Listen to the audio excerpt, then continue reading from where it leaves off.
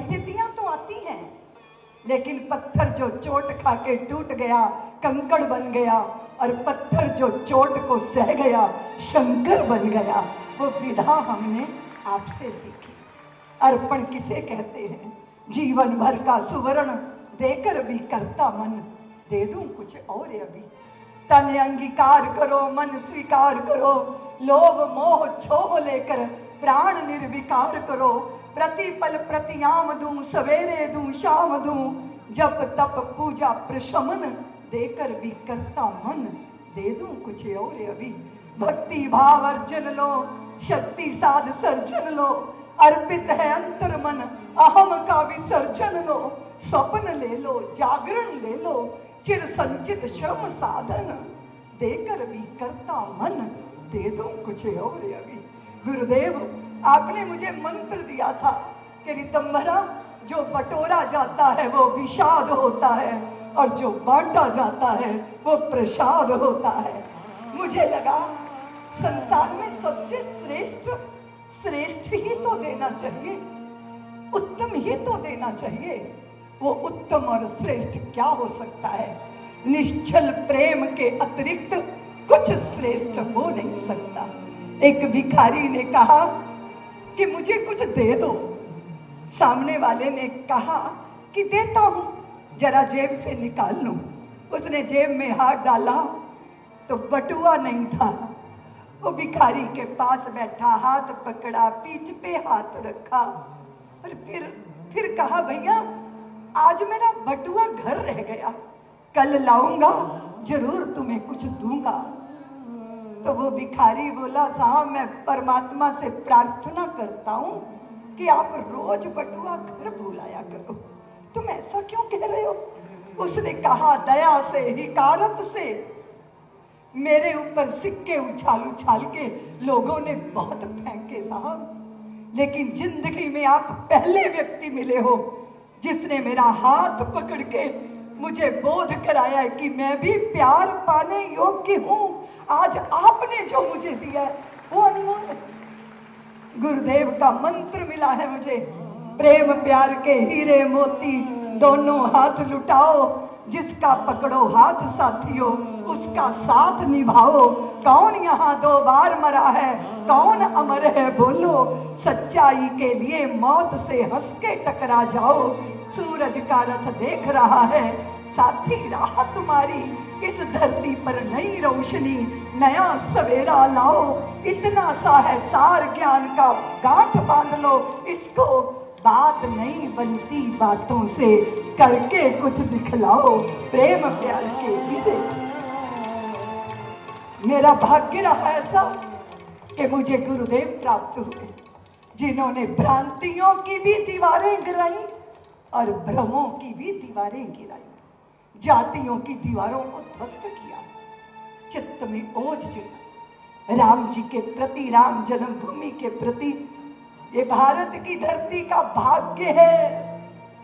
मैं जब अयोध्या को देखती थी, श्रीहीन अयोध्या, तो चित्त में कुछ शूल उठता था। लखनऊ का वैभव और अयोध्या की वीरानी व्याकुल करती थी।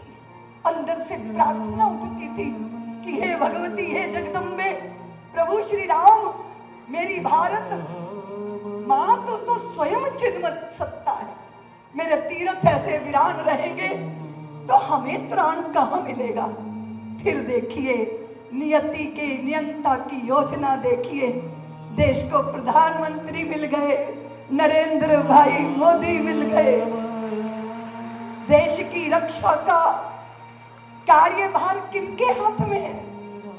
वो सुनाम धन्य है, वो साधारण नहीं है, वो संतों की कृपा के पात्र हैं। आदरणीय श्री राजनाथ सिंह जी, जिन्होंने भारत की परंपरा को, दुनिया ने बहुत हल्ला मचाया जब उन्होंने राफेल जहाजों के ऊपर तिलक किया, वहां नारियल फोड़ा, दुनिया ने बहुत हल्ला मचाया, पर ये मां भारती का वो सपूत है। इसी वात्सल्य ग्राम की धरती पर जब भूमि पूजन हो रहा था, मैंने व्याकुलता से भर के कहा था कि कितनी सारी स्त्रियां चेहरे का सौंदर्य अपने पास नहीं रखती, पर उनके पास चित्त का सौंदर्य होता है। माँ चाहे जितनी भी कुरूप हो, पर उस जैसा सुंदर तो कोई नहीं होता, क्योंकि उसके पास वात्सल्य है, ममता है, वो जीवन का माधुर्य है, वो गूंगे का खाया गुड़ है। उसे अनुभव तो किया जा सकता है, पर वाणी से व्यक्त नहीं किया जा सकता। मैंने विह्वल होकर मंच पर कहा था कि ये जो फैशन प्रतियोगिताएं हैं, ये भारत की व्यवस्था में, भारत की परंपरा में शोभा नहीं देती।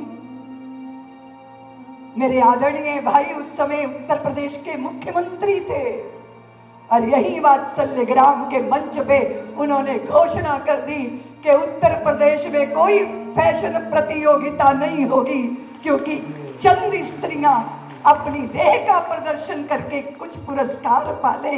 ये कहां की योग्य बात है? वो जो तपती है, वो जो चूल्हे की आग झेलती है, वो जो दुर्व्यवस्था दुश्वारियों की तपन झेलती है, जो प्रसव पीड़ा झेलकर संतानों को नर से नारायण बनाती है, उससे सुंदर कोई संसार में हो नहीं सकता।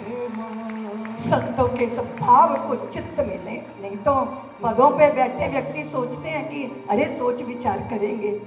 भारत की धरती धन्य हो गई, और आज मेरे पास ही मैं आनंदित हूँ, पूज्यपाद महंत अवैधनाथ जी महाराज के सुनाम धन्य, उनकी परंपरा के संवाहक।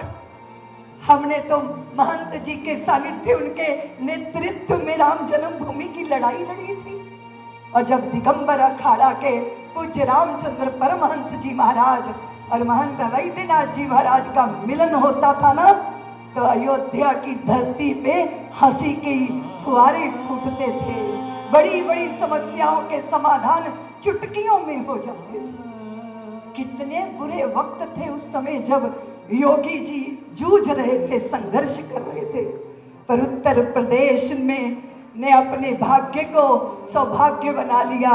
जब उनको मुख्यमंत्री के रूप में प्राप्त किया तो सारी अयोध्या दीपों से जगमगर हो, लाखों लाखों दीपों से अयोध्या ही जगमगर नहीं हुई, अपितु हम सनातनियों के चित्त में जो नैराश्य का अंधकार छाया था, वहां प्रदीप्त दीप जल गए आशा के कि अब अच्छा होने वाला है। हम तो पहले ही से कहते थे कि राम जी करा रहे हैं, राम जी का काम है, राम जी के काम में काहे का विराम है, जिंदा रहे तो जग जीवन ललाम है, मर भी गए तो रहने को स्वर्ग धाम है। हमको तो काम बस राम जी के काम से, और राम जी का मंदिर बनेगा धूमधाम। और मैं यहाँ मंच पे सब संतों को और गुरुदेव को भी बताना चाहती हूँ। जब मेरे सामने साध्वी सत्यप्रिया ने कहा कि दीदी माँ आप 60 वर्ष के हो रहे हो, हम आपका षष्ठी पूर्ति कार्यक्रम करेंगे, तो मैंने कहा ये बताओ देवी, मैं 60 साल की हो गई है, मुझे को पता है, अब तुम दुनिया को क्यों बताना चाहती हो कि हम सठिया गए? वो बोली कि आपको उपहार मिला है, अयोध्या में राम जन्मभूमि पे भव्य मंदिर बन गया, और 22 जनवरी को राम जी की प्राण प्रतिष्ठा होगी, और हम 1 जनवरी को आपका जन्मदिन मनाएंगे, क्योंकि हम जानते हैं कि आपके लिए जन्मभूमि के मंदिर से बढ़कर कोई बड़ा उपहार हो नहीं सकता। इसलिए मैं राजी हो गई, नहीं तो साधुओं का जन्मदिन नहीं मनता। हाँ, संन्यास दिवस तो होता है, पर जन्मदिन वो जन्मदिन मानते नहीं है। आप सबकी प्रसन्नता से और मेरी प्रसन्नता जुड़ी हुई है। इतना ही मैं निवेदन करूंगी कि जीवन का पल पल सार्थक करना। गुरुदेव ने कल भी कहा था कि ऋतंभरा तो थोड़ी अब ज्यादा शांत हो गई है। गुरुदेव मैं पहले से शांत थी, आपको तो पता है कि जन्मभूमि में मेरी भूमिका वैसी थी तेजस्वी, पर स्वभाव से मैं वैसी नहीं हूँ जैसा लोग मुझे कहते हैं फायर ब्रांड साध्वी, दुनिया भर के टाइटल मेरे पे लगाते हैं। लेकिन निश्चित रूप से जब कोई चुनौती दे तो चंडी भाव चित्त में जागते हैं। आप ही ने मुझे उग्र भैरवी बनाया था, और मुझे सायंकाल की संघ की शाखाएं दिखाकर कहा था कि ऋतंभरा, तुमने भगवाधारी तो बहुत देखे हैं, लेकिन ये वो संत हैं जिन्होंने भगवा नहीं पहना लेकिन राष्ट्र को ये समर्पित हो गए। ऐसे प्रचारकों को देख देख के मेरा चित्त संस्कारित हुआ और जीवन जवानी सार्थक हो गई। आज मैं इस मंच पर जितने भी विभूतियां बैठी हैं उन सबको बहुत बहुत बहुत बहुत हृदय से सम्मान देती हूँ और आशा करती हूँ एक ही भाव के साथ सीख सुनहरी, सुनिए जी, सीख सुनहरी पुरखों की रखना हरदम याद, किया वक्त बर्बाद जिन्होंने हुए वही बर्बाद। कठिन काल में वीर कभी भी पीठ नहीं दिखलाता, या तो हंसा मोती चुगता या भूखा मर जाता। शुभ कर्मों के बिना कभी भी हुआ नहीं निस्तारा, जीत लिया मन जिसने उसने जीत लिया जग सारा। इस दुनिया का सार एक है नित्य आबाद, रवानी अपनी राह बना लेता है खुद ही बहता। इसीलिए प्रवाहवान रहिए, आनंदित रहिए, प्रसन्न रहिए। और आज मैं तो बहुत प्रसन्न हूँ। एक तरफ योगी जी बैठे हैं और एक तरफ मेरे गुरुदेव मध्य में विराजमान। देखिए जरा मेरे गुरुदेव को, सारी संत शक्तियाँ, राजनैतिक शक्तियाँ उनको घेरे बैठी हैं और वो दैदीप्यमान नक्षत्रों के बीच में अद्भुत नक्षत्र की तरह विराजमान है। इस दृश्य को देख के भला कौन शिष्य आनंदित नहीं हो जाएगा। मैं भी बहुत आनंदित हूँ। आप सब यहाँ आए, मेरे प्रेम पूर्वक आग्रह पे आए। मैं जानती हूँ आपकी व्यस्तता को, मौसम भी अनुकूल नहीं था और पूज्य रामदेव जी महाराज कह रहे थे कि पता नहीं हेलीकॉप्टर की लैंडिंग होगी या नहीं, पर भगवती सर्वमंगला ने मेरी बात सुन ली और आज इस दृश्य के दर्शन का मुझे सौभाग्य प्राप्त हो गया।